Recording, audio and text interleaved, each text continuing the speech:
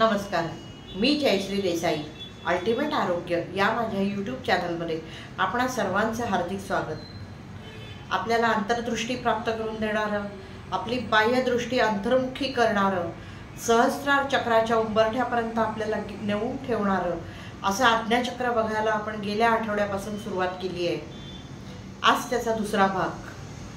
गेल्या आठवड्यात आपण त्याचं स्थान, त्याचं महत्त्व हे थोडक्यात बघितलं, त्याचा रंगही बघितला. आता आजच्या आठवड्यात आपण त्याचं चिन्ह आणि हे चक्र जर ब्लॉक झालं तर शारीरिक आणि मानसिक समस्या काय काय होतात ते आपण बघूया. हे मान्य आहे की हे आध्यात्मिक उन्नतीच्या दृष्टीने कमालीचं महत्त्वाचं असं चक्र आहे, पण त्याचबरोबर ते शारीरिक आणि मानसिक दृष्ट्या सुद्धा अत्यंत महत्त्वाचं चक्र आहे. आणि त्याचं कारण असं की आपल्या 72,000 नाड्यांपैकी इडा, पिंगळा आणि सुषुम्ना या 3 प्रमुख नाड्यांचा संगम या आज्ञाचक्रात होतो. इडा त्रिवेणी संगम झाला तर काय होतं आपल्याला सगळ्यांना माहिती आहे. तेच आपल्या शरीराच्या बाबतीत इथे घडतं, कारण इडा आणि पिंगळा तर आपल्या 2 नाकपुड्यातनं वाहत असतात. सुषुम्ना ही सुप्तावस्थेत असते, जशी सरस्वती नदी सुप्तावस्थेत आहे, लुप्त आहे, ती तिथे एकत्र येते. त्यामुळे तो त्रिवेणी संगमाला अतोनात महत्त्व आहे. तेच महत्त्व या चक्राच्या बाबतीत आपल्याला आहे, कारण आपल्या शरीरात सुद्धा इडा, पिंगळा आणि सुषुम्नाचा त्रिवेणी संगम फक्त इथे घडतो.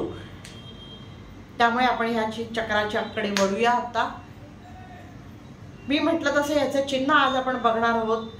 चिन्ह आत्ता तुम्हाला चित्र दिसत असेल, त्याच्यामध्ये एक गोल आहे, त्याच्यात खाली तोंड असलेला एक त्रिकोण आहे आणि 2 बाजूला 2च पाकळ्या आहेत.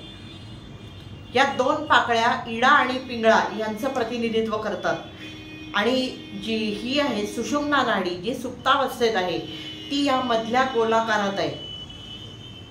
या दोन्ही पाकळ्यांवर हम आणि क्षम, पुन्हा इथे हम आला लक्षात घ्या, हम आणि क्षम ही 2 अक्षरं आहेत.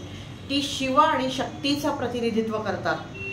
आणि मध्ये जो त्रिकोण आहे तो आणि त्याच्यामध्ये असलेला याचा बीजमंत्र ओम, ओंकार हा याचा बीजमंत्र आहे.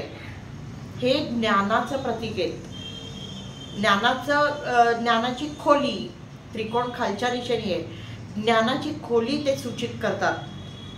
आणि त्याचबरोबर इथे जे आपल्याला दिव्य ज्ञान संपादित होतं हे चक्र जागृत झाल्यावर, ते खालच्या सगळ्या चक्रांपर्यंत पसरवणं किंवा तिन्ही नाड्यांचा संगम झाल्यावर जो चेतनेच्या प्रवाहाला जी झळाळी प्राप्त होते ती सुद्धा खालच्या सगळ्या चक्रांपर्यंत पोहोचवणं, हे काम ते त्रिकोण तो सूचित करतो. असं याचं चिन्ह आहे. आता ह्याच्यात जो बीजमंत्र आहे तो आहे ओंकार. आपल्या चक्र बॅलन्सिंगसाठी, चक्र हिलिंगसाठी, चक्र जागृतीसाठी ओंकाराचा काय उपयोग आहे? हा अनाहत नाद आहे विश्वात प्रकट झालेला. तो त्याचा एक स्वतंत्र एपिसोड मी ह्या आधीच घेतलेला आहे. ज्यांनी तो बघितला असेल त्यांना ते लगेच कळेल, लगेच संदर्भ लागतील. ज्यांनी तो बघितला नसेल त्यांनी तो कृपया मागे जाऊन बघावा, म्हणजे त्यांनाही त्याचं महत्त्व कळेल.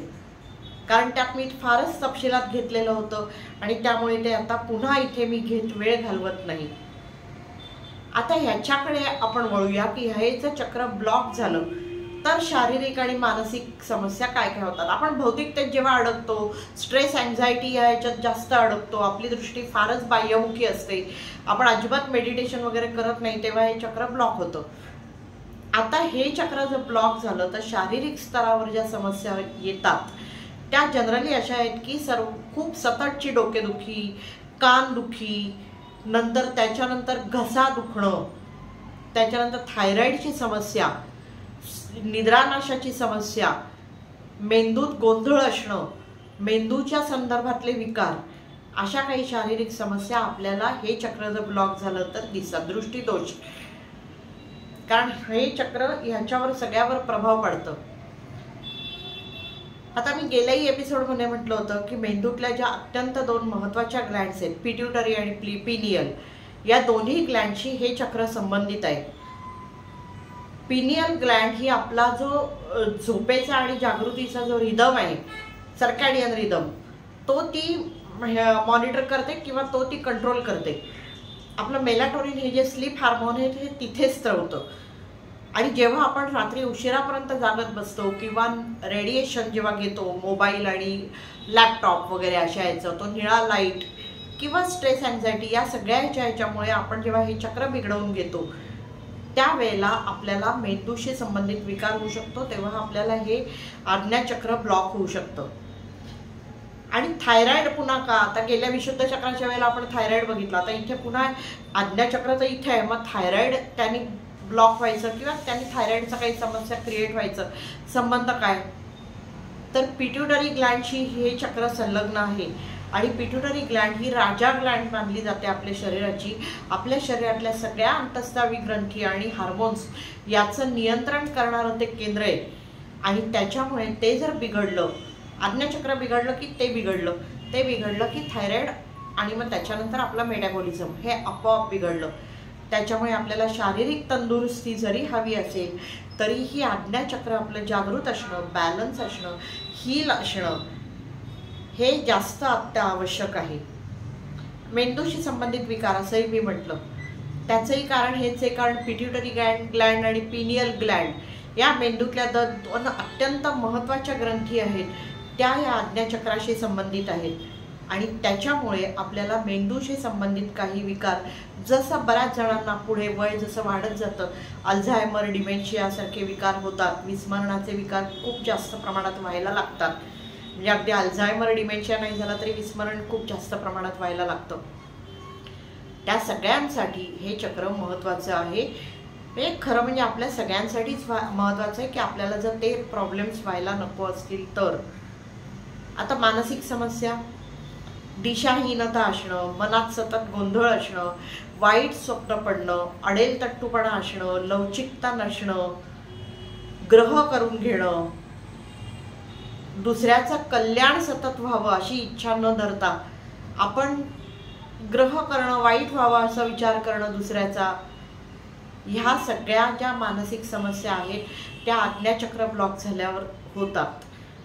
त्याच्यामुळे आपल्याला अनाहत चक्रापासून प्रेम, करुणा, दया, समजूतदारपणा, ही जी पावित्र्य, मांगल्य, ह्या ज्या सगळ्या दैवी गुणांचा परिचय होतो ते वर येईपर्यंत जर ब्लॉक झालं तर पुन्हा आपण त्या स्वाधिष्ठान चक्र किंवा मूलाधार चक्र या इथपर्यंतच्या खालच्या लेवलला जाऊ शकतो. आणि त्याच्यामुळे आपल्याला आज्ञाचक्र जागृत ठेवणं हे खूप महत्त्वाचं आहे. आता ह्याचे उपाय काय, हे कसं जागृत करायचं किंवा कसं हील करायचं किंवा कसं बॅलन्स करायचं ते आपण आता पुढच्या भागात बघूया. कारण त्याच्यासाठी अनेक उपाय आहेत, काही मुद्रा आहेत, ज्या मुद्रा मी घेतल्या नव्हत्या, 50 मुद्रा ज्या घेतल्या त्याही मुद्रा आहेत, त्याही मी सविस्तरपणे सांगणार आहे. आणि त्याच्यामुळे तो एपिसोड खूप मोठा होऊ शकतो, म्हणून ते आपण पुढच्या एपिसोडमध्ये बघूया. आता आजची टिप, अनेकांना हे आता पावसाळ्याचे दिवस आले, घसादुखीचा त्रास होतो, तर लवंग आणि मध यांचं चूर्ण, म्हणजे लवंगीचं चूर्ण करायचं. काही जण ते भाजून करतात, काही जण असंच करतात. ते आणि मध हे एकत्र करून त्याचं चाटण जर खाल्लं तर घसादुखीपासून आपल्याला आराम मिळतो. असा त्रास जर झाला तर करून बघा, हा अतिशय प्रभावी उपाय आहे, तुम्हाला फायदा होईल. आता अधिक वाढवत नाही, तूर्त आपली रजा घेते. ही अशीच माहिती आपल्यापर्यंत पोचावी, कारण चक्र जरी म्हटलं तरी सहस्रार चक्रापर्यंत येऊन ही मालिका थांबणार नाही. चक्राच्या फ्रिक्वेन्सीज वगैरे असं बरंच आहे, आहार किंवा इसेन्शियल ऑइल्स वगैरे. त्याच्यामुळे ही सगळी माहिती जर आपल्यापर्यंत पोचायला हवी असेल तर आपण हे चॅनल लाईक, शेअर आणि सबस्क्राईब करणं गरजेचं आहे. आपण ते करा अशी माझी आपल्याला विनंती आहे. आणि कृपया हा एपिसोड शेवटपर्यंत पहा, आपल्याला त्यात खूप फायदा होईल. तूर्त इथेच थांबते. धन्यवाद.